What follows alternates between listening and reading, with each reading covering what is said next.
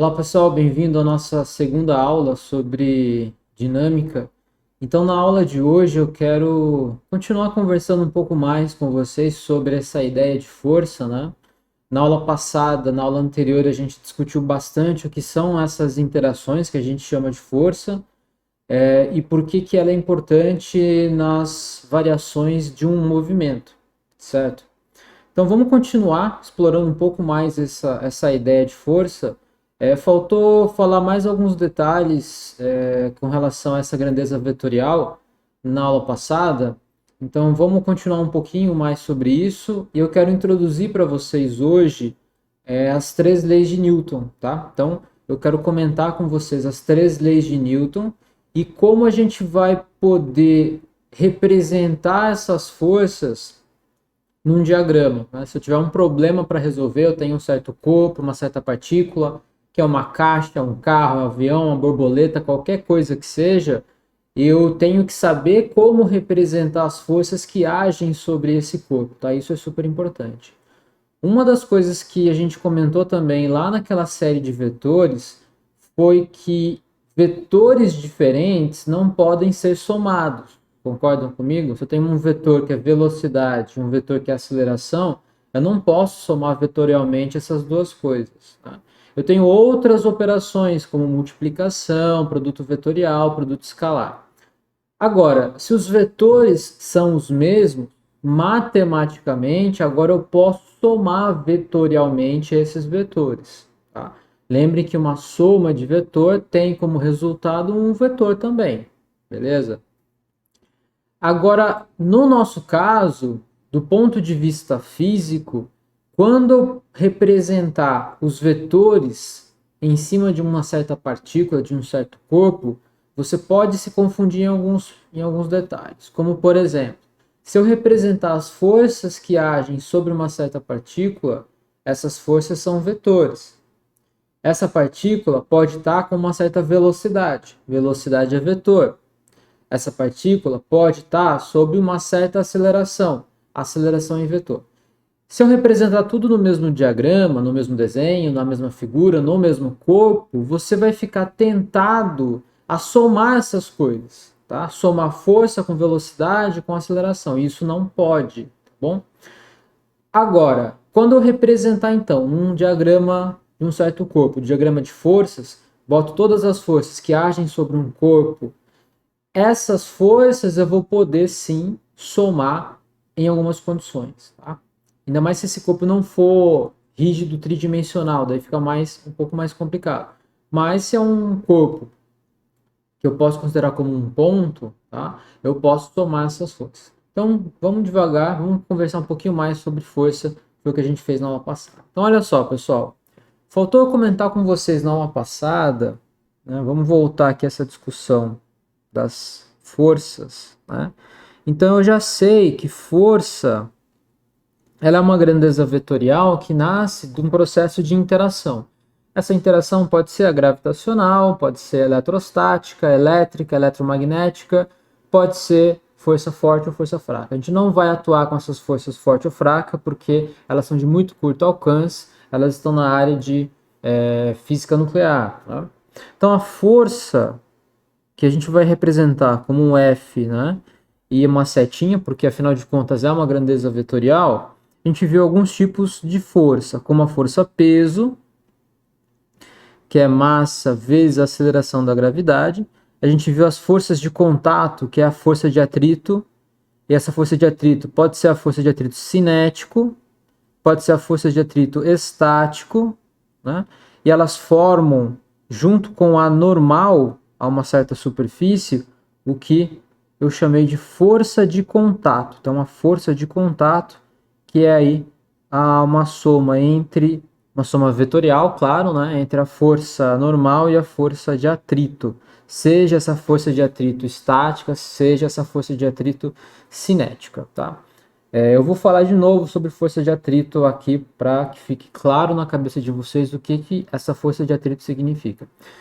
Como eu disse, tem outros tipos de força, mas no frigir dos ovos, o que acontece é que na dinâmica a gente vai estudar o que a ação de forças não balanceadas faz com o movimento, tá? Então vamos escrever aqui, ó, na dinâmica, o objetivo da dinâmica, que é o que a gente está vendo nessa parte do curso, é verificar o que acontece, né? Então é ver, calcular, né? E etc. O que ocorre quando forças não balanceadas, vocês vão entender daqui a pouco o que quer dizer não balanceadas,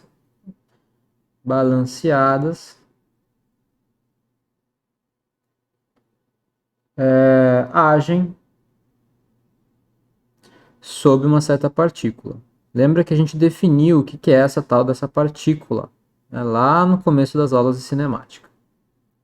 Partículas. Tá? Bom, uma outra coisa que faltou comentar aqui é a unidade. Afinal de contas, um vetor tem três características, né? Um vetor tem três propriedades, que são quais? Intensidade, direção e sentido, né? A intensidade, ou o módulo do vetor, ela é um valor numérico, real, e a tua unidade, faltou unidade. Então vamos ver aqui, ó. Vamos olhar para a força-peso. Todas as forças têm a mesma unidade, tá? Vou pegar a força-peso. A força-peso, vou escrever aqui P é igual a M vezes a aceleração da gravidade. Só a parte que vai me dar o módulo, tá? Então o módulo é M vezes G. Beleza, então o módulo é M vezes G. O módulo da força-peso é o M vezes o G, né? Que seria a mesma coisa que M vezes o módulo de G aqui, a aceleração da gravidade.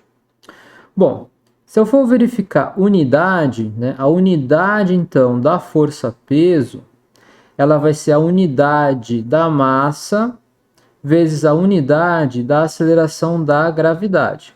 Tá? A unidade de massa no sistema internacional, apesar de eu ainda não ter falado no curso o que a massa representa, eu apenas disse que a massa é associada a uma certa quantidade de matéria, mas eu acho que hoje eu vou ficar um pouco mais tranquilo de entender o que é essa massa. Tá? Ela é medida em quilogramas no sistema internacional. Essa é a medida de massa. Tá? E a medida da aceleração da gravidade no sistema internacional, isso a gente já viu. Tá? É metro por segundo ao quadrado. Então veja que a unidade associada a essa força-peso é quilo vezes metro dividido por segundo ao quadrado. Vamos até reescrever isso aqui para ficar mais compacto. Quilo vezes metro vezes segundo ao quadrado. Essa unidade no sistema internacional de quilo vezes metro vezes segundo a menos 2 ou sobre segundo ao quadrado é o que a gente chama de Newton. Tá? Esse N aqui é o Newton. Então, Newton é a nossa unidade de força no sistema internacional. Unidade de força no sistema internacional de unidades, tá? Isso, então faltou comentar isso. Então, a unidade de força nossa, unidade de qualquer tipo de força, vai ser no frigir dos ovos o quê? Vai ser o Newton, tá? Vai ser o Newton aqui. E vale quanto? Vale quilograma vezes metro dividido por segundo ao quadrado. Essa é a unidade de força, certo? Essa é a unidade de força-peso, a unidade da força de atrito, a unidade da força normal, a unidade da força gravitacional, a unidade da força de atração nuclear, não importa, tá? A unidade no sistema internacional dessa quantidade vetorial, que é força, é medida em newtons, beleza? Vocês podem perceber que em alguns países ou em algumas áreas as medidas de força são diferentes. Por quê? Porque as unidades são diferentes. Né? Então, o sistema americano utiliza um outro tipo de medição de força, porque ele usa uma outra unidade para massa, por exemplo, né? Para comprimento, que não é o metro, e para o segundo, que também pode ser diferente. Certo, pessoal? Então tá bom. Então acho que agora eu consegui aqui finalizar essa parte do que a gente conversou bastante nas aulas passadas sobre força, tá? E eu quero agora introduzir, então logo aqui já, né, de cara, o assunto que é importantíssimo para nós, que são as três leis de Newton. Três leis de Newton ou as três leis da mecânica clássica. Né? Isso aqui vai introduzir o que a gente chama de mecânica newtoniana. Mecânica newtoniana. Newtoniana, tá? Então olha só. A primeira lei de Newton, primeira lei. A primeira lei de Newton é conhecida também como a lei da inércia. Lei da inércia. Não. Mas o que isso significa? Deixa eu tentar explicar para vocês. Ó. Muito antigamente, tá, na época dos gregos, de Aristóteles, até Galileu, se pensava muito nessa ideia do movimento. O que causava o movimento de um certo corpo, de um certo objeto, né? Então, se eu pego um barco e empurro o barco na água, eu dou aquele empurrão no barco, o barco ele adquire uma certa velocidade, né? Ele adquire um movimento, ele sai do estado de repouso e adquire esse movimento. E daí você percebe que eu empurrei, né? Eu dei um certo impulso, né? Na época de Galileu, antigamente se diria que você dava um ímpeto, né? Havia um ímpeto para que houvesse um movimento desse corpo. E empurrei o barco. Na hora que eu empurrei o barco continuou se movimentando. Né? Então eu empurrei, soltei ele e o barco continuou se movendo. Tá? Esse movimento contínuo do barco, que continuou a se movimentar sem ter ação nenhuma agora, é dada como fosse uma força interna do barco. Né? Seria um ímpeto do barco de ter um movimento. Tá? Então a ideia de que para que houvessem variações do movimento, eu teria que interagir com o objeto, isso já era bastante conhecido, tá? Porque veja o seguinte, né? Se o barco está se movendo, é porque antigamente, né, era mais fácil ver, era difícil ver carro na rua, né? Na época de Galileu. Então você tinha aí um barco navegando e você tem que parar o barco. Como é que você para o barco? Você não pode simplesmente parar o barco, esperar o barco parar. Você tem que frear ele de alguma maneira. Tanto ele está navegando com uma certa velocidade e você vai precisar de uma vela, né, para que o ar, o vento pare o barco. Ou você vai ter que lançar um gancho na água para poder parar o barco, né? Ou você vai ter que segurar o barco de alguma maneira com uma corda, né? Então você vai ter que interagir com esse objeto para que ocorra essa variação do movimento, né? Ele estava em movimento, eu tenho que parar o movimento. Então aqui na primeira lei de Newton, duas coisas são importantes, tá? Então uma delas é o repouso. Deixa eu até fazer com uma outra corzinha aqui. O repouso. O que vai caracterizar o nosso repouso? O repouso, eu tenho um objeto aqui, e vocês vão perceber que o objeto para mim é tudo meio que uma caixa, meio quadrada, né? Esse objeto ele está parado aqui uma certa mesa, por exemplo, ou no chão, está no chão, por exemplo, né? E no meu referencial, o que é no meu referencial? É onde eu tô parado, né? Eu aqui tô vendo aquela caixa, né? Essa caixa no meu referencial tá parada. O meu referencial é algo assim, né? Tem aqui a direção X, Y e Z, né? Eu comentei com vocês essa ideia do referencial lá nas aulas sobre cinemática. Inclusive a gente calculou várias coisas com referenciais relativos. Lembra? As transformações de Galileu. Então, no meu referencial, eu tenho uma caixa que ela está parada. Está no chão, está numa mesa, está em algum lugar. Tá? Isso quer dizer que se eu medir a posição dessa caixa, a posição R dessa caixa, essa posição ela é uma constante. Se ela é uma constante, a velocidade dessa caixa no meu referencial, como a gente já viu, vale isso, né? dr dt, ela vale quanto? Derivada de uma constante é zero, né?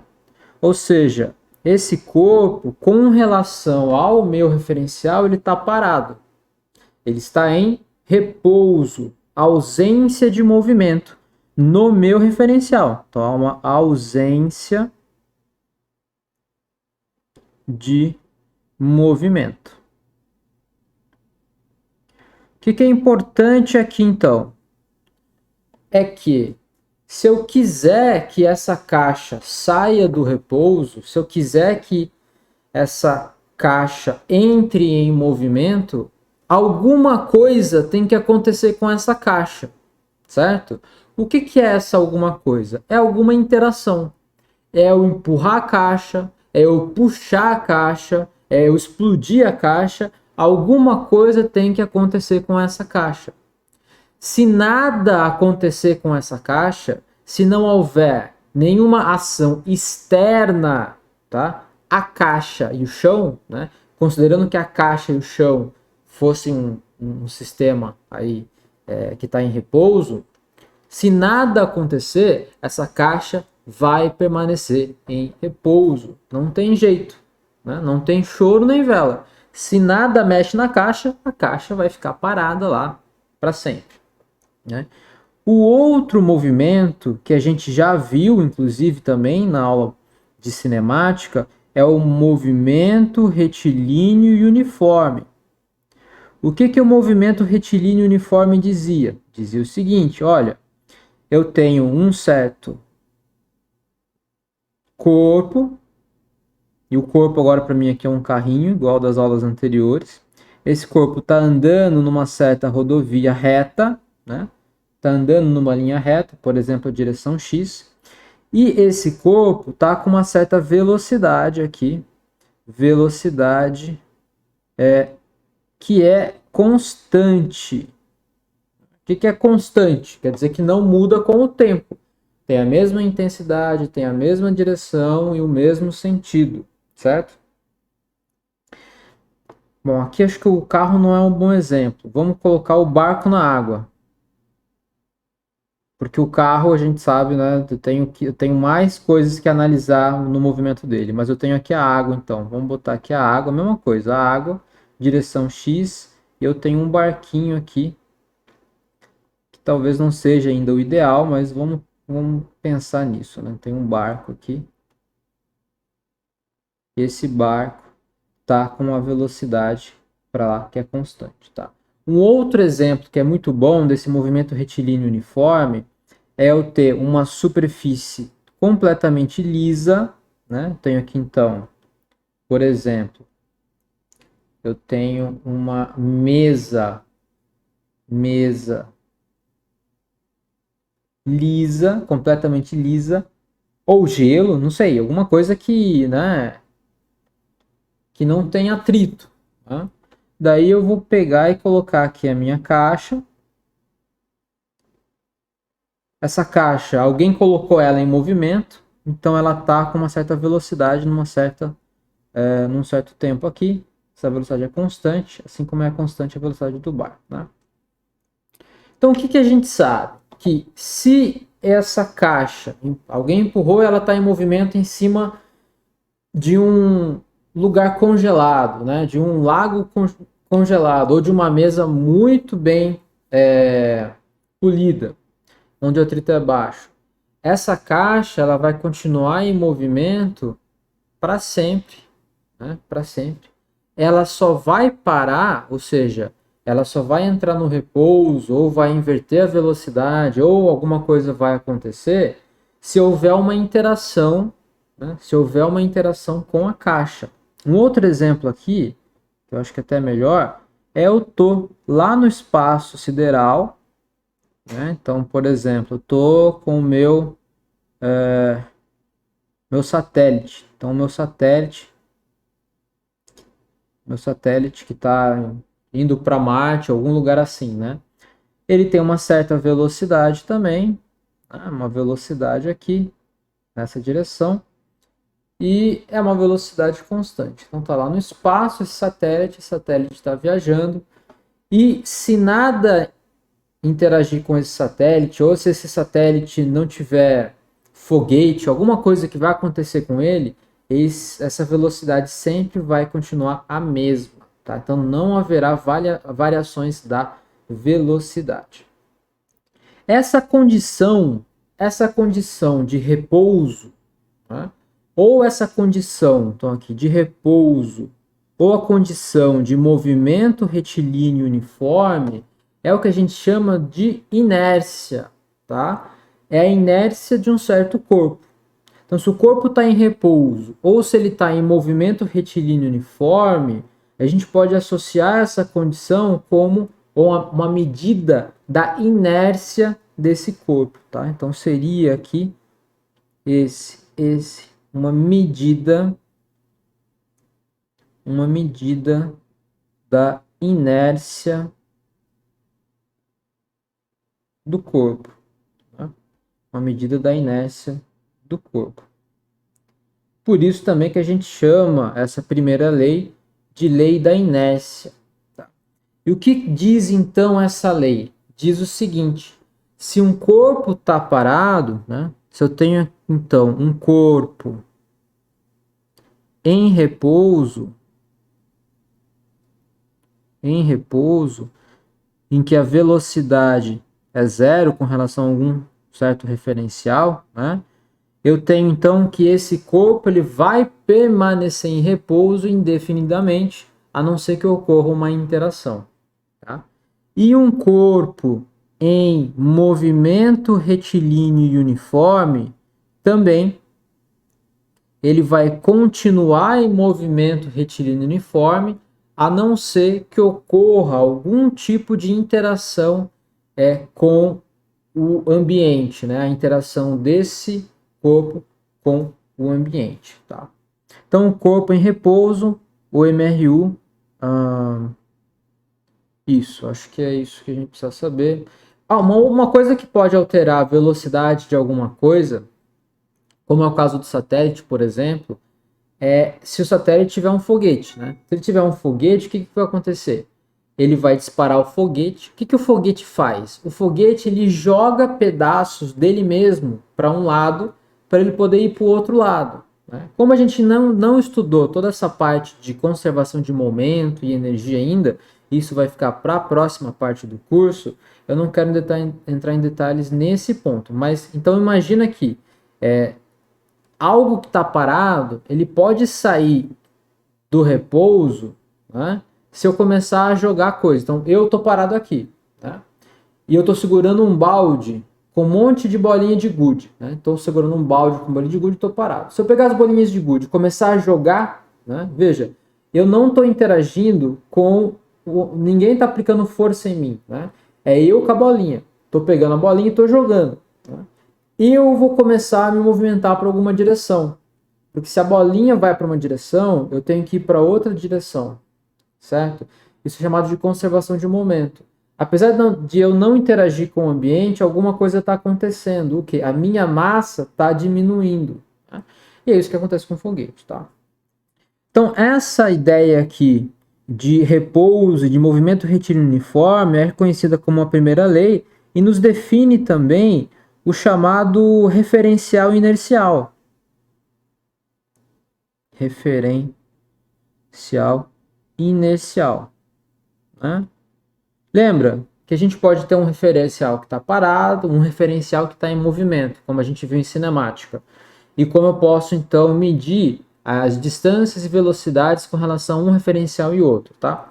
Agora, se o outro referencial for um referencial que está acelerado, esse não é mais um referencial inercial. Tá?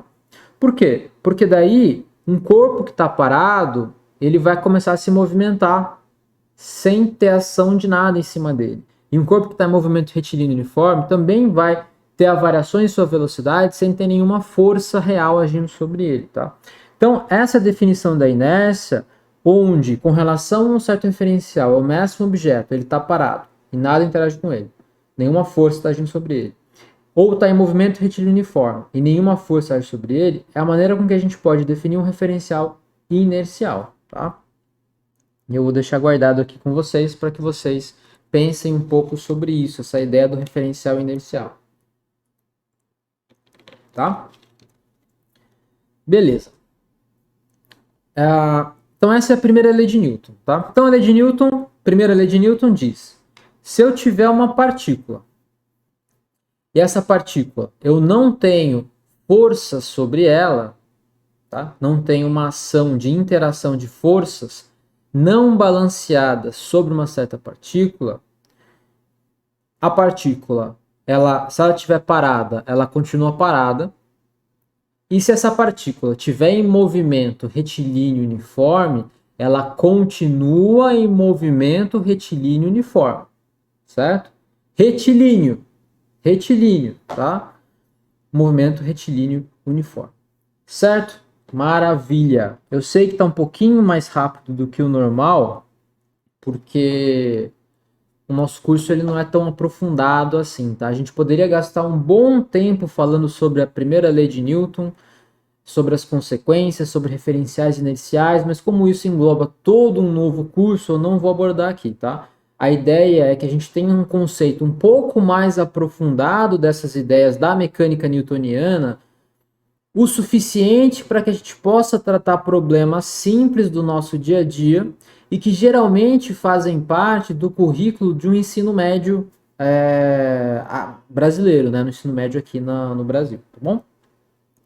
Bom, primeira lei de Newton, vamos para a segunda lei de Newton. Segunda lei de Newton. Tá. Agora as coisas começam a ficar mais interessantes. Claro, né? As coisas têm que ficar mais interessantes, elas não podem ficar menos interessantes. Vamos pensar o seguinte, eu tenho um certo corpo, tá? Eu tenho um certo corpo aqui. Como eu disse para vocês, um corpo para mim é uma caixa agora, né? E sobre esse certo corpo atuam algumas forças, tá? O que são essas forças? Elas podem ser forças de tração. Ah, faltou aqui comentar logo no começo, tá? Voltando aqui, ó. Então, força, peso, força de atrito, força de contato. Faltou aqui falar sobre força de tração, né? Que é representado como Ft. Lembra que a força de tração eu posso utilizar corda para tracionar alguma coisa, ou posso usar uma barra rígida. Ft ou T, simplesmente, força de tração, e forças de compressão, né? Porque eu posso então pegar aquela barra e empurrar a barra no corpo, tá? Só lembrando, eu falei sobre isso na aula passada, na aula anterior, tá? Bom, então eu tenho aqui a segunda lei de Newton. Imagina que nesse corpo atuam algumas forças. Por exemplo, a força peso. Tá aqui a força peso atuando sobre esse corpo. Esse corpo, ele é um corpo de alguma massa. Tem uma massa, eu vou botar aqui, ó, massa M.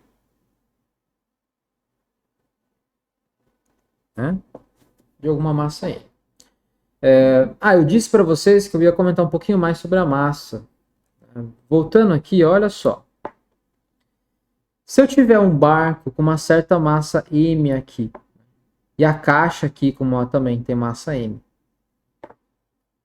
ou mesmo aqui o meu corpo, que está em repouso com uma certa massa M. Olha que interessante.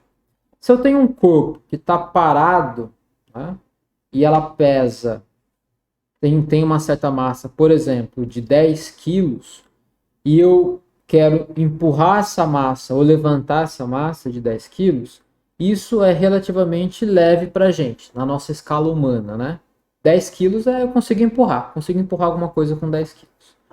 Então, para eu tirar do repouso algo que tem 10 quilos, eu vou gastar uma certa quantidade de energia. Beleza. Agora, se essa mesma massa, se a mesma carga for de 100 quilos, 10 vezes mais, pronto. Vocês já sabem que não vai ser tão fácil assim, né? Porque, afinal de contas, empurrar 10 quilos e empurrar 100 quilos é diferente, né? Para tirar do repouso. A mesma coisa acontece quando eu tenho um movimento retilíneo uniforme, né? Imagina que eu tenho um barco vindo na minha direção. Se esse barco for um barco de papel, eu consigo parar ele com o dedo, né? Ele vem na água, paro ele com o dedo. Se esse for um barco de brinquedo e pesa 2 quilos, eu vou conseguir parar ele com a mão, né? Agora, se for um barco, um iate, um barco de pesca que pesa 300 toneladas, eu não vou conseguir parar esse barco. Então, quanto maior a massa do barco, maior é o quê? A inércia do corpo, tá vendo? Quanto maior a massa do barco, quanto maior a massa da partícula, mais difícil é eu tirar ela do repouso, mais difícil é ela tirar ela do movimento retilíneo uniforme. Então, a massa, vou até escrever aqui, ó, a massa que a gente vem dizendo que é uma quantidade associada à quantidade de matéria do corpo, associada ao corpo, a massa também é o quê? Uma medida da inércia desse corpo, né? Então, afinal de contas, tirar da inércia um certo corpo que tem 1 kg e tirar da inércia um corpo que tem 100 kg são diferentes, tá? Então, massa é a medida da inércia. Esse comentário aqui. Então, voltando aqui para a nossa segunda lei de Newton. Tá?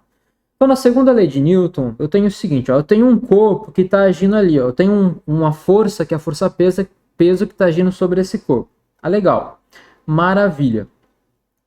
Agora, além da força peso, eu posso estar também fazendo o quê? Eu posso estar puxando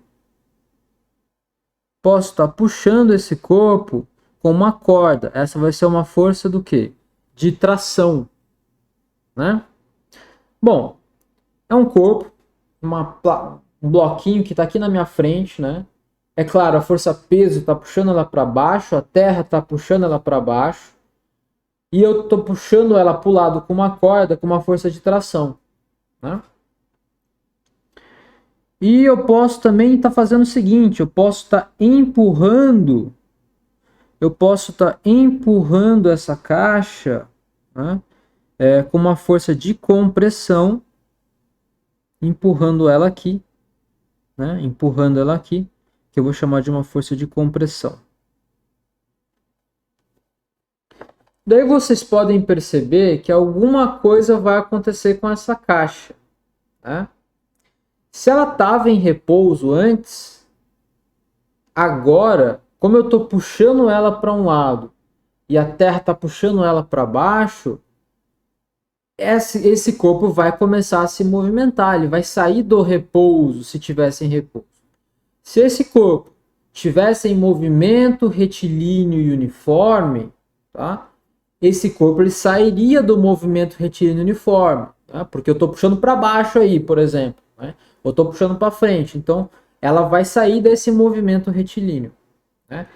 Em outras palavras, quando eu tenho forças que não são balanceadas em cima de um corpo, eu tenho um aparecimento de aceleração. Então aqui, ó, uma soma, é o símbolo de soma, de forças agindo sobre um corpo. Quantas forças? N forças, tá? Então tenho aqui N forças,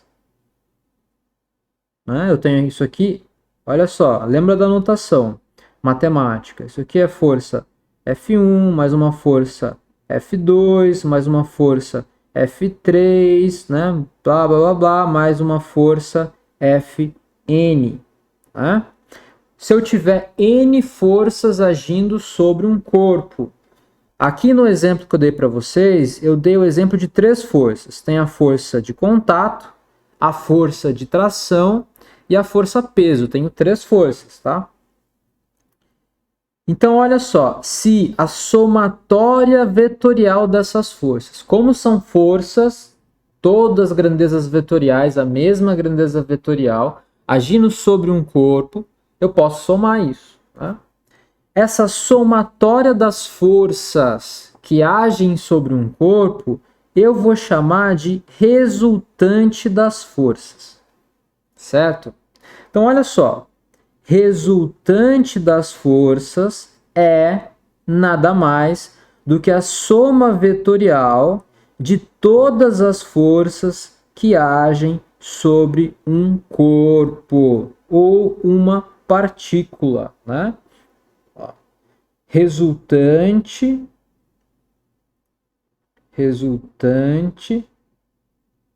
das forças que agem sobre um corpo ou uma partícula. Tá? Beleza. Nesse caso específico nosso aqui, o que eu tenho? Olha, se eu for somar essas minhas forças, eu tenho uma força de tração, tá aqui, né? Mais uma força de compressão, tá aqui. Lembra que como eu somo forças, né? Tromba no rabinho. Mais uma força peso, que tá aqui, e eu não estou desenhando em escala, né? E a resultante é onde? É essa aqui, ó. Essa é a resultante. Né? Veja que nesse caso, a nossa somatória de forças, ela não é balanceada. Não é balanceada. Balanceada. Ou seja, o que eu quero dizer com não é balanceada? Eu quero dizer que a resultante das forças que agem sobre um certo corpo é diferente de zero, ou seja, há uma resultante de forças agindo sobre esse corpo. Tá? Deixa eu te dar um outro exemplo. Imagina que eu tenho uma caixa. Essa caixa agora, ela é o seguinte. Ela está em cima de uma mesa, né? Está aqui em cima de uma mesa.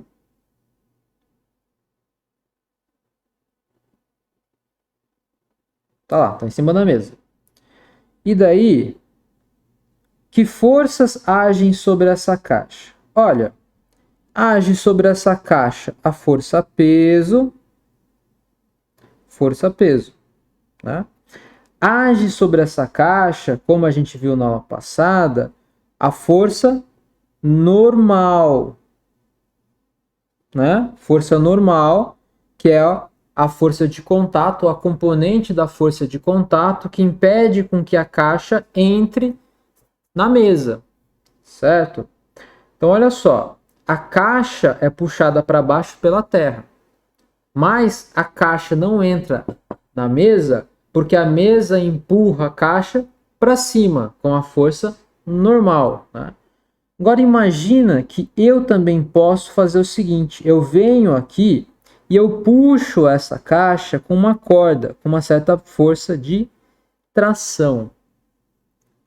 Mas essa caixa, ela não entra em movimento, né? Ela não se movimenta, ela continua parada, né? Eu pego a caixa, puxo ela, mas ela não se move, tá? Por quê? Porque segurando a caixa na mesa, eu tenho uma força de atrito. Lembra? A força de atrito estático, porque não há movimento. Então, nesse caso, agora, nesse exemplo, eu tenho 4 forças agindo sobre o meu objeto. Então, se eu vier aqui, eu tenho a minha resultante vai ser a soma de todas essas forças, vai ser a soma da normal, mais a soma da tração, mais a soma do atrito estático, mais a soma da força peso. Tá? Nesse caso, olha o que está acontecendo. Eu tenho a força normal aqui. Vou botar aqui normal. Tenho a força de tração. Força de tração. Eu tenho a força peso. E tenho o atrito estático. Atrito estático. Né? Lembra que o atrito estático e a tração, nesse caso, vão ter a mesma intensidade, né? Bom, onde é que está a resultante aqui? O resultante está aqui, ó, trombou no rabinho, vale 0. Resultante dessas forças é nula. Resultante nula. Tá. E agora a gente consegue, pelo menos com essas informações que eu dei para vocês até aqui, a gente pode construir a segunda lei de Newton. E isso vale para todo o sistema de forças que agem numa certa partícula, tá? O que diz essa segunda lei de Newton? Diz o seguinte, olha só. Então a segunda lei diz que se eu tiver agindo sobre um certo corpo uma resultante de forças, ou seja, uma somatória de forças não balanceada, né? Porque nesse exemplo que eu acabei de dar para vocês aqui, esse é um exemplo de forças balanceadas, né? Somei todas as forças e deu 0. Forças balanceadas. Forças balanceadas, ou eu posso dizer forças em equilíbrio, né? Em equilíbrio. Então a segunda lei me diz o seguinte, olha, se isso é verdade, a segunda lei de Newton me diz que o meu corpo, que possui uma certa resultante, né, ele vai adquirir uma certa aceleração. Né? Nesse exemplo aqui em cima, veja, estou puxando ele para cá e a Terra está puxando ele para baixo e para ajudar estou empurrando ainda um corpo. Então ele vai nessa direção e ele vai cair. Então ele vai fazer uma trajetória que seria algo assim, né? Seria a trajetória dele, né? Então ele iria acelerar para frente, para baixo, ia ganhar velocidade, né? A velocidade ia variar. Então a segunda lei de Newton diz que se eu tiver forças não balanceadas, ou seja, resultante não nula, o meu corpo ele vai ganhar uma certa aceleração. Né? E a relação entre a resultante, ou a soma das forças não balanceadas, e a aceleração é a massa. Tá? Então existe uma relação direta entre a resultante das forças que agem sobre um certo corpo, que agem sobre um certo objeto, e a massa. Tá? Então essa daqui é a nossa segunda lei de Newton. Deixa eu só reescrever aqui, ó. Quer dizer então que resultante das forças que agem sobre um certo corpo é massa vezes a aceleração desse corpo, né? Ou seja, a aceleração ele vai ser aí 1 sobre m da somatória da resultante. Tá? Então, com essa informação, voltando aqui do que a gente não falou em cinemática, lembra que em cinemática eu não estava interessado em saber o que causava as variações do movimento. Não estava interessado no que causava, eu não estava interessado na força, né? Agora não, agora eu estou interessado nas forças. Por quê? Sabendo as forças ou as interações que ocorrem com um objeto, eu consigo descobrir uma informação super importante lá da cinemática, que é o quê? A minha aceleração. Né? Então, se antes eu não estava preocupado com o que causava a aceleração, agora em dinâmica não. Dinâmica eu estou preocupado com o que causa a aceleração. E para a gente finalizar, né, não menos importante, vem a terceira lei de Newton. Terceira lei de Newton. Essa terceira lei de Newton, eu sei que vocês já estão bastante familiarizados com ela. É a chamada lei da ação e reação. Ação e reação. Vocês já sabem que toda ação tem uma reação. E aí eu já discuti com vocês aqui alguns exemplos, né? Como, por exemplo, a caixa, não, desculpa. Alguns exemplos como, por exemplo, a Terra, né? Eu tenho aqui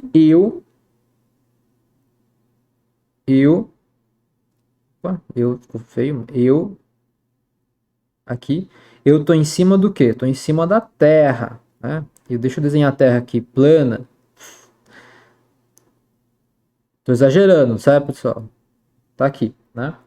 O que que acontece aí? Acontece que, nesse caso, né, a Terra me puxa para baixo, com um certo peso, né, que é a força da gravidade da Terra. Beleza. Agora, se a Terra me puxa para baixo, é porque eu puxo a Terra para cima também. Então, existe uma força aplicada onde? Lá no centro da Terra, né, aplicada lá no centro da Terra, que é uma força em que eu estou puxando a Terra para cima. Tá? Esse par aqui, P e menos P, né, é o que a gente chama de um par de ação e reação, dado por essa terceira lei de Newton. Esse par ação e reação tem algumas características que são importantes. Esse par, vou colocar aqui, ó, par, e isso tem que ficar bem claro na cabeça de vocês, par ação e reação. Tá? Primeiro, tá? Eles possuem a mesma intensidade,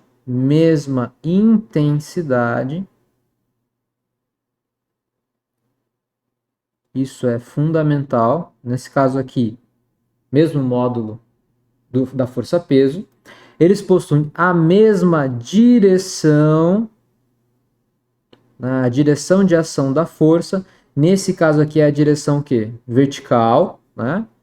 Só que, e isso é fundamental, possui o sentido oposto. Os sentidos sempre são opostos. Aqui, né, eu mostrei para vocês, ó, o sinal menos ali, ó, menos P, e P forma esse par ação e reação. Eu posso também ter outro par ação e reação. Né? No caso aqui, olha só que interessante. Eu vou desenhar aqui uma mesa, então tem uma mesa, tá? Tem uma mesa, tem os pezinhos da mesa aqui, e aqui está o chão, né? Aqui está o chão é a terra.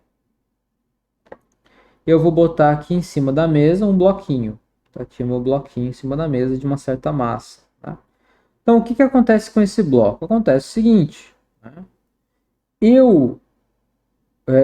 A terra puxa o bloco para baixo com a força peso, certo?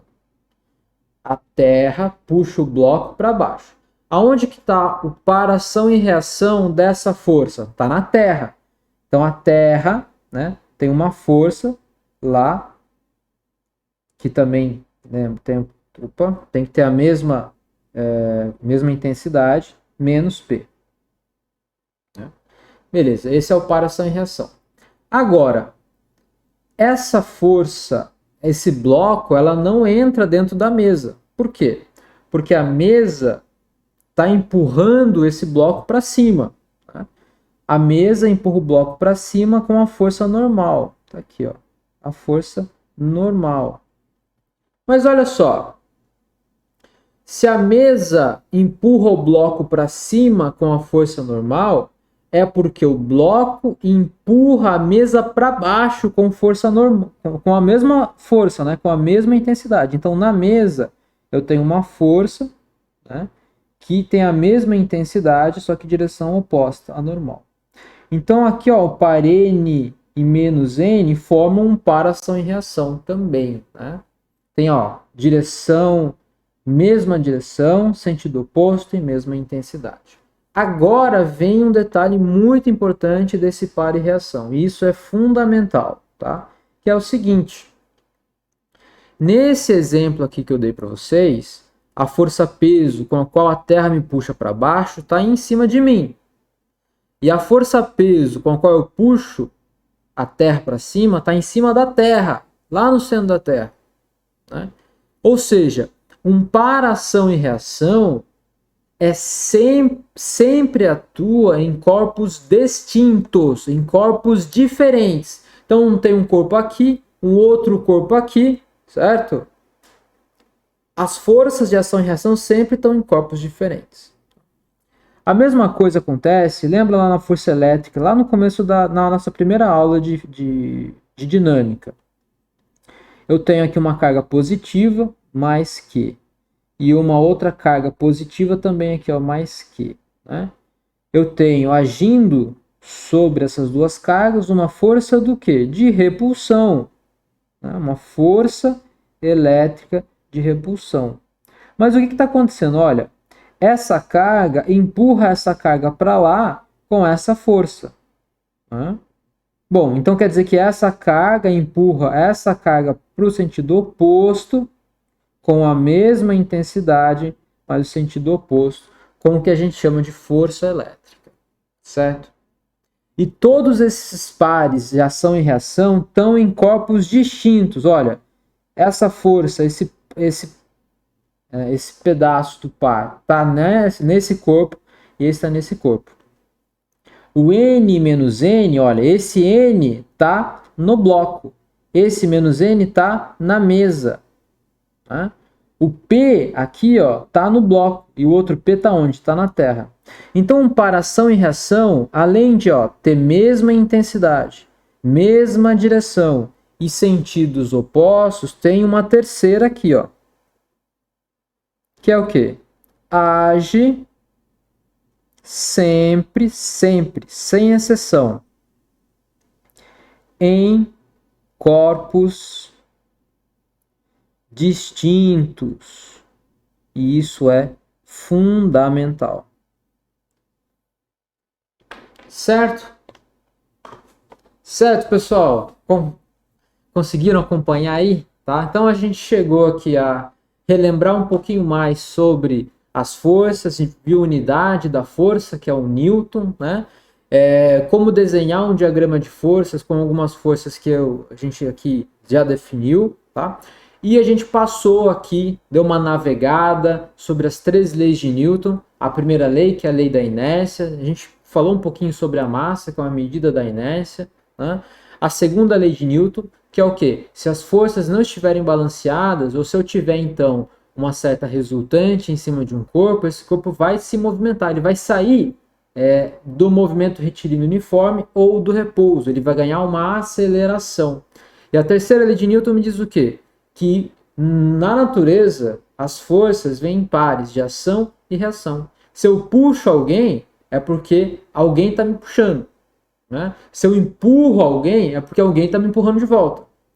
Se eu empurro a parede, é porque a parede me empurra, certo? Então, a vida é assim, certo? A natureza é dessa forma. Tudo bem, pessoal? Então, acho que tá bom por hoje. A gente fica por aqui. A gente continua na próxima aula, onde eu quero fazer alguns exemplos para vocês, certo? De como a gente vai desenhar um diagrama de vetores, um diagrama de forças, descobrir a resultante e resolver a equação de movimento, que é o quê? A partir da aceleração, saber o que vai acontecer com aquele corpo, certo? Então tá, pessoal. Então, até a próxima aula. Tchau!